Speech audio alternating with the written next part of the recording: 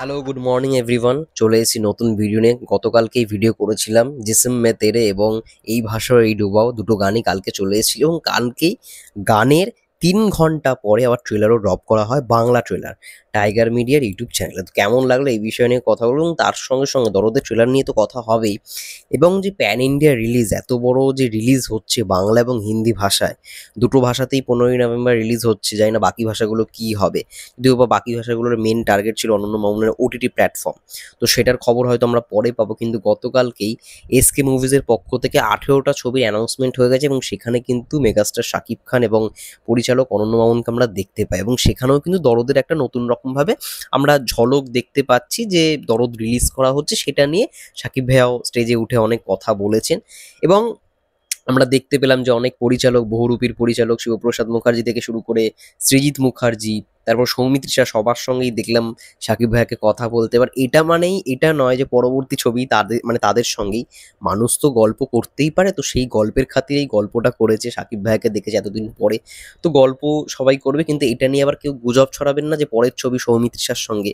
কারণ সৌমিত্রিষার সঙ্গে শাকিব ভাইয়াকে না খুব একটা, আমার পার্সোনালি যেটা মনে হয়, মানাবে না।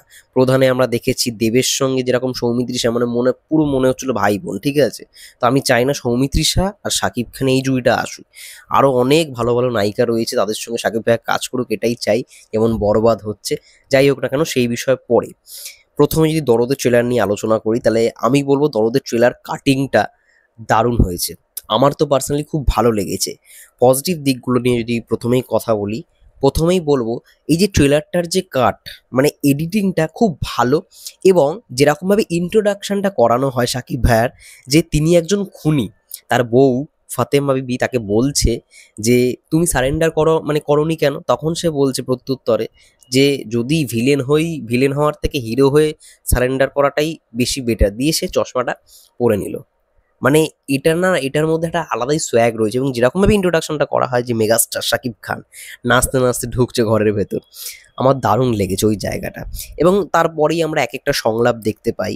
এবং আরও একটা মেন বিষয়, মানে আমি বলেছিলাম যে একটু ডিটেলে এক্সপ্লেন করবো ট্রেলারটা, আমরা বুঝতে পারছি এখানে কিন্তু শাকিব ভাইয়ের ক্যারেক্টারটাই মেন খুনি, কিন্তু কেউ কিন্তু তাকে মানে ধরতে পারছে না।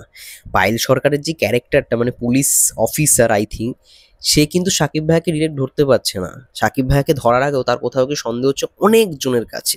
তার মধ্যে অন্যতম হচ্ছে রাজেশ শর্মার যে ক্যারেক্টারটা, আরও অনেকে রয়েছে, আলোক জৈন রয়েছে।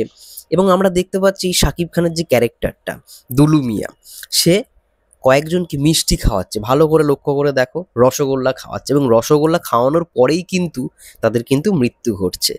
ঠিক আছে, মানে ওই রসগোল্লার মধ্যেই বীজ দেওয়া রয়েছে। তো গল্পটা কিন্তু এরকমই, মানে আমরা সবাই জানি একটা সাইকোলজিক্যাল থ্রিলার। গল্পটা এরকমই দেখানো হবে যে দুলু মিয়া তার রিভেঞ্জটা নেওয়ার জন্যই কিন্তু সবাইকে মিষ্টিটা খাইয়েছে, মানে মিষ্টির মধ্যে বিষ মিশিয়ে দিয়েছে এবং তারপরেই সবাই খুন হয়।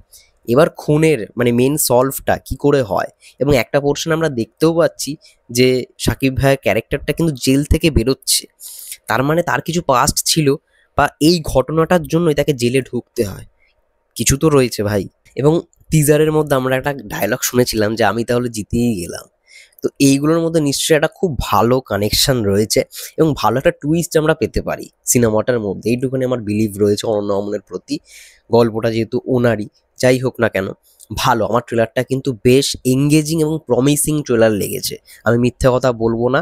এবার যদি আসি ট্রেলারের যেই নেগেটিভ পয়েন্টগুলো, প্রথম যেই নেগেটিভ পয়েন্ট সেটা হচ্ছে একদম ট্রেলারের শুরুতেই সোনাল চৌহানের যে কথা বলা, মানে বাংলা কথাটা তার যে মানাচ্ছেন, একটু অড অড লাগছে, সেটা বোঝা যাচ্ছে কারণ তিনি বলিউড অ্যাক্ট্রেস, তিনি বাংলায় কথা বলছে, অবশ্যই এটা তো মনে হবে, কিন্তু একটু বেশি অড লাগছে। যাই হোক না কেন, ওই পোর্শনটা একটু নেগেটিভ লেগেছে। কিন্তু শাকিব খান সোনাল চৌহান জুড়িটা কিন্তু ফ্যান্টাস্টিক লাগছে, এরকমই স্বীকার করতেই হবে, প্রশংসা করতেই হবে। এই জিনিসটা আমার সব থেকে বেশি ভালো লেগেছে। গানেও আমি এই কথাটাই বলেছিলাম এবং গানের যে ভিজুয়ালগুলো দেখেছি, এটা দেখে বোঝা যাচ্ছে একটা হিন্দি ভাষার যে সিনেমা, সেটার ওপর বেস করে যেন গানটাকে কোথাও গিয়ে বানানো হয়েছে। বাংলাটা খুব একটা সেরকম মানে সিঙ্ক করছে না বা মানাচ্ছে না ওই গানটার সঙ্গে, হিন্দিটাই পারফেক্ট যাচ্ছে। এছাড়াও যদি নেগেটিভ দিক বলতে হয় ট্রেলারের, ট্রেলারের প্রথম দিকে মানে যেই সিনগুলো আমরা দেখি সেইখানে কিন্তু কালার গ্রেডিংটা দেখবে খুব মনে হয় মানে ওই গানটার একটা ঝলক আছে, বেনারসের যে ঝলকটা যেটা আমরা গানে দেখতে পেয়েছি, ওই ঝলকটার পর থেকে দেখছি সব জায়গায় কালার ফালার, সমস্ত ফ্রেমে কালার ঠিক, কিন্তু ফার্স্ট যে ফ্রেমগুলো দেখানো হয়েছে সেখানে মনে হচ্ছে না যে সেই কালার গ্রেডিংটা ইউজ করা হয়েছে। এটা আমার কোথাও গিয়ে একটু মনে হয় মিস্টেক হয়ে গেছে। জানি না ওই ফিল্টারই রেখেছে কিনা, হয়তো সিনেমা হলে আমরা দেখবো যে ওই ফিল্টার নয়, একদম পরিষ্কার কালার গ্রেডিং, বা এটাও হতে পারে যে ওই ফিল্টারই রাখা হয়েছে, কিন্তু একটু অড অড লাগলো প্রথম দিকে যে ফ্রেমগুলো সেটার কালারগুলো দেখি। ওভারঅল এই দুটোই আমার নেগেটিভ দিক বলে মনে হয়েছে, মাইনাস পয়েন্ট বলে মনে হয়েছে।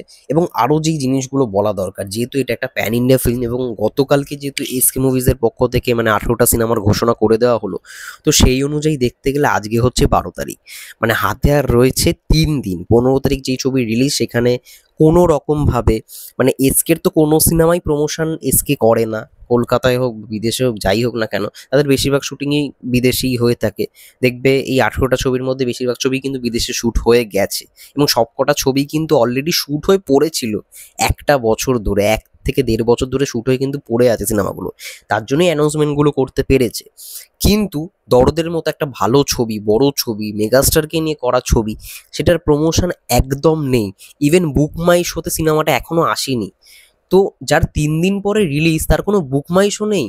তুফান তো যৌথ প্রযোজনার ছবি দরদের পরে হয়েছে, খুব তাড়াতাড়ি করে হয়েছে, তো সেটা তো মানে 3 মাস আগে থেকেই তুফান চলে এসেছিল, যখন থেকে টিজার এসেছিল তুফানে, তখন থেকেই বুক মাই শোতে চলে এসেছিল, তো এখনো কেন বুক মাই শোতে এলো না, আমার এটাই প্রশ্ন। চলে তো আসবে, কিন্তু ইন্টারেস্টটা তো সবাই শো করতে পারতো। 3 দিনের মধ্যে কতজন বাঙালি বা কতজন কলকাতাবাসী জানতে পারছে যে সিনেমাটা আসছে? এত গাফিলতি, এত ফল্ট আমি সত্যি জীবনেও ভাই দেখিনি। তুফানে তো তাও কিছুটা প্রমোশন করা হয়েছিল গান ফান এনে, কিন্তু এইখানে জিনিসটা কি হচ্ছে, জিসিম তেরে এই ভাষাও একসঙ্গে রিলিজ করে দেওয়া হলো, তার 3 ঘন্টা পরেই আবার ট্রেলার, মানে একটা দিনেই মানুষ গানও দেখছে ট্রেলারও দেখছে, আবার আজকে হয়তো দেখতে পারবো 2টো গান চলে এলো, আবার কালকে দেখবো আরও 2টো গান চলে এলো। তো এইরকমভাবে মানে প্রমোশন করার সত্যি কথা বলতে কোনো মানে ছিল না, একদম জগাখিচুড়ি হয়ে যাওয়ার মতো একটা জিনিস। এবং গতকালকে দেখলাম ইন্টারভিউতে সাকিব ভাইও বলছে, সরি আমি মানে আমার হাসি পেয়ে যাচ্ছে, সাকিব ভাইও কথাটা বলেছে যে মামুন অনেক চেষ্টা করেছে সঠিক সময়ে সমস্ত কিছু দেওয়ার, এবং অনেক মানুষ, যেহেতু গতকালকে 2টোর সময় গান দেওয়ার কথা ছিল, অনেক মানুষ 2-3 দিন ধরেই কাজকর্মের জন্য ছুটি নিয়ে রেখেছে, কাজকর্ম করতে যায়নি যারা বিদেশে থাকে, ঠিক আছে? তো তারা রীতিমতো এবার মামুনকে খিস্তি মারছে, গালাগালি দিচ্ছে, এবং মামুন সেটা ডিজার্ভ করে। সাকিব ভাইয়ের মুখ থেকে যখন এটা শুনি না, সত্যি আমার হাসি পেয়ে গেছিল। যাই হোক, আমি বুঝতে পারি পরিচালকেরও এখানে খুব একটা দোষ নেই, প্রোডাকশন হাউসেরও কিছু জিনিস দেখা উচিত। তো পরিচালকই যেখানে এখানে মানে সমস্ত কিছু অফিসিয়াল কোট আনকোট ব্যবহার করে সমস্ত কিছু দিয়ে দিচ্ছে, সবাই তো সেটাই বিশ্বাস করবে না, এবং তার প্রত্যেকটা কথার মধ্যে কোনো মানে কি বলবো, সেটার প্রতিফলন আমরা সঠিক সময় দেখতে পাইনি, তো তার জন্যই এরকম একটা পরিস্থিতির সৃষ্টি হয়েছে।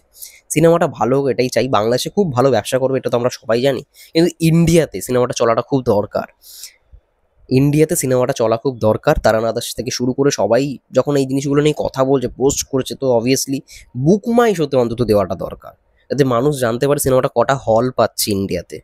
ব্যাস এটাই বলবো। ট্রেলারটা আমার ফ্যান্টাস্টিক লেগেছে, থ্রিলার ব্যাপারটা রয়েছে, টুইস্ট আমরা হয়তো দেখতে পারবো সিনেমাটার মধ্যে, এবং সেই মিস্ট্রিটা ট্রেলারটার মধ্যে আমরা খুঁজে পেয়েছি। বিজিএমগুলো বেশ ভালো, কিন্তু লাস্টের দিকটা একটু খুব ফ্ল্যাট হয়ে গেছে। মানে মিডিল পোর্শন পর্যন্ত ঠিক ছিল সিনেমাটা, মানে এই ট্রেলারটার বিজিএম যেগুলো ইউজ করা হয়েছে, মিউজিকগুলো লাস্টের দিকটা খুব ফ্ল্যাট হয়ে গেছে, মানে কিছু কিছু জায়গায় বোঝা যাচ্ছে যে এই পোর্শনের সঙ্গে এই পোর্শনটা মিলছে না মিউজিকে, ঠিক আছে? এটাই আমার ওভারঅল রিভিউ রিয়াকশন, তোমরা যাই বলো। এবং তোমাদের কেমন লাগলো দরদের ট্রেলার অবশ্যই কমেন্ট করে জানাও। ভিডিওটা ভালো লাগলে শেয়ার করো, লাইক করো, আমার চ্যানেল নতুন হলে সাবস্ক্রাইব করে দিও, ফেসবুক পেজে নতুন হলে ফলো করে দিও। ততক্ষণের জন্য সবাই ভালো থেকো, সুস্থ থেকো, টেক কেয়ার।